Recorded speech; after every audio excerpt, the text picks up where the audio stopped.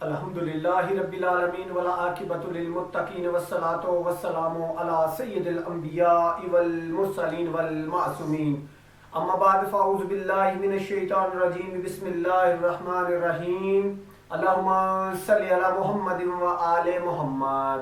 سامعین و مومنین یا علی مدد۔ جی میں نے شروع کیا ہوا ہے جی الحمدللہ سلسلہ کہ علی کا قرآن میں ذکر، اور رجب کا مہینہ چل رہا ہے الحمدللہ ثم الحمدللہ کہ ہمیں یہ نصیب ہوا کہ آئمہ معصومین علیہ السلام کے نزول کا مہینہ ہے۔ اس میں مولا علی علیہ السلام کا نزول ہے 13 رجب کو، اور الحمدللہ ہم نے تب تک جو ہے نا کوشش یہ ہے کہ میں نے 1000 حدیث بھی اکٹھی کی ہوئی ہیں، اس سے زیادہ بھی ہیں کہ جو انشاءاللہ پڑھنی ہے، لیکن یہ سلسلہ جاری رہے گا۔ یہ تو زندگی ختم ہو سکتی ہے، ان کا ذکر احادیث اور قرآن سے ختم نہیں ہو سکتا۔ تو بہرحال ہم نے شروع کیا، جتنی توفیق ہے جتنی ہمت ہے اتنا پڑھیں گے، اور پچھلی مرتبہ میں نے آپ کو جہاں سے ختم کیا وہاں سے ہی ہم انشاءاللہ شروع کریں گے۔ جی آگے چل کے جی سورہ نساء کی آیت 69 جس میں اللہ وحدہ لا شریک فرماتے ہیں بسم اللہ الرحمن الرحیم وَمَن يُطِيعِ اللَّهَ وَرَسُولَهُ فَأُولَٰئِكَ مَعَ الَّذِينَ أَنْعَمَ اللَّهُ عَلَيْهِم مِّنَ النَّبِيِّينَ وَالصَّادِقِينَ وَالصِّدِّيقِينَ وَالشُّهَدَاءِ وَالصَّالِحِينَ وَحَسُنَ أُولَٰئِكَ رَفِیقًا صدق اللہ العظیم۔ بسم اللہ الرحمن الرحیم۔ جس شخص نے خدا اور رسول کی اطاعت کی تو ایسے لوگ ان مقبول بندوں کے ساتھ ہوں گے جنہیں خدا نے اپنی نعمتیں دی ہیں، یعنی انبیاء اور صدیقین اور شہداء اور صالحین، اور یہ لوگ کیا ہی اچھے رفیق ہیں۔ جی آپ سنیے گا جی اس کی تفسیر۔ ایک حدیث میں ہے کہ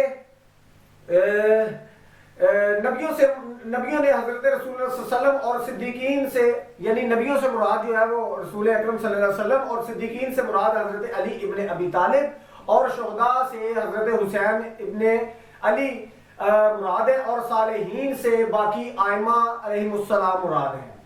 یہی قرین قیاس بھی ہے، کیونکہ نبیوں سے مراد حضرت رسول اکرم صلی اللہ علیہ وسلم کا ہونا تو ظاہر ہے، صدیقین سے حضرت علی کا مراد ہونا ظاہر ہے، کیونکہ اگر صدیق کے معنی تصدیق کنندہ لیا جائے تو تاریخ سے ثابت اور ساری دنیا کو معلوم ہو جائے گا کہ حضرت رسول اکرم صلی اللہ علیہ وسلم کی نبوت کی تصدیق کرنے والے سب سے پہلے علی بن ابی طالب ہے، اور اگر صدیق کا معنی سچا لیا جائے تو بھی حضرت علی کے علاوہ اس کا کوئی دوسرا مستحق نہیں ہوگا، کیونکہ جن لوگوں کو صدیق کہا جاتا ہے 28 اور 30 برس تک بتوں کے سامنے سر ٹکائے رکھا، حضرت علی نے کبھی بتوں کو سجدہ نہیں کیا، اسی وجہ سے آپ کو کرم اللہ وجہ الکریم کہا جاتا ہے۔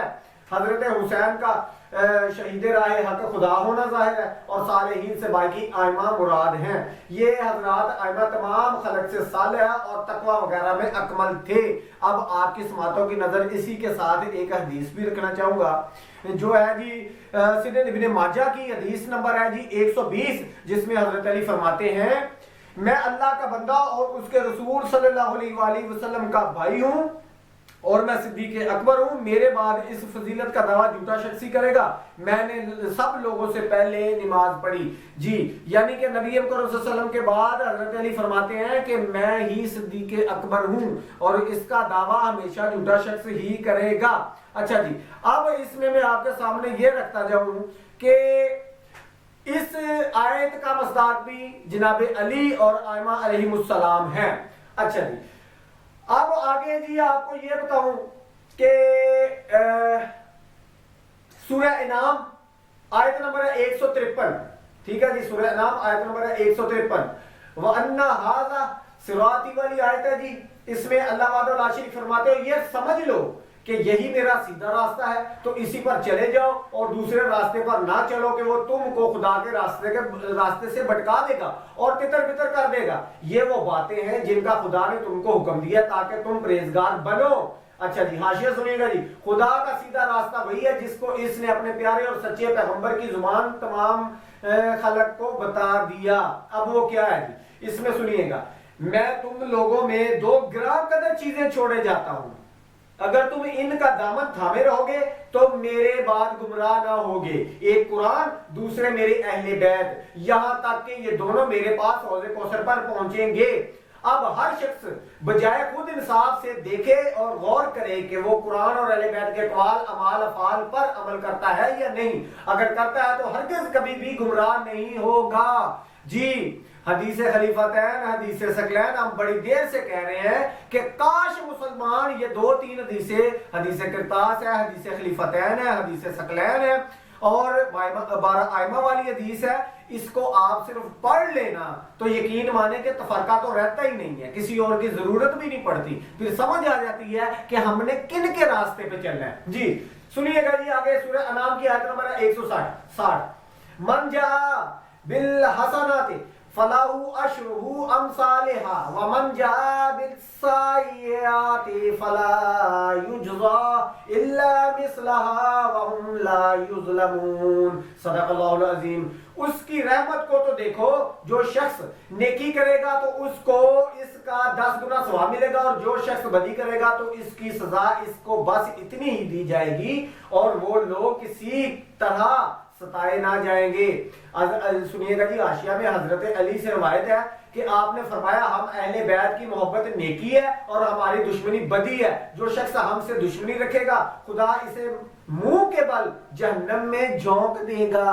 جو ہم اہل بیت سے دشمنی رکھے گا، طرح طرح کی قیاس رائیاں کرے گا، طرح طرح کی ایسی باتیں کرے گا کہ آئمہ علیہ السلام اور 4 معصومین کے فضائل کو چھپانے کی یا کم کرنے کی کوشش کرے گا، وہ اللہ کے حضور ایسے پیش ہوگا کہ اس کے منہ کے اوپر، جسم کے اوپر گوشت نہیں ہوگا اور جہنم میں اوندے منہ ڈال دیا جائے گا.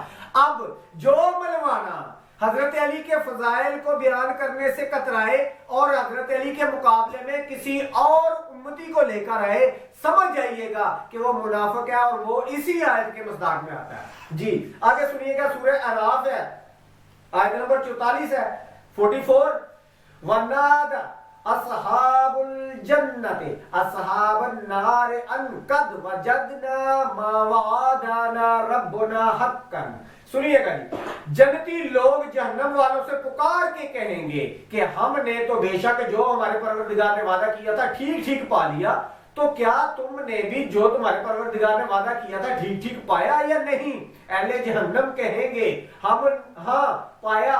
تب ایک منادی ان کے درمیان ندا کرے گا کہ ظالموں پر خدا کی لعنت ہے جو خدا کی راہ سے لوگوں کو روکتے تھے.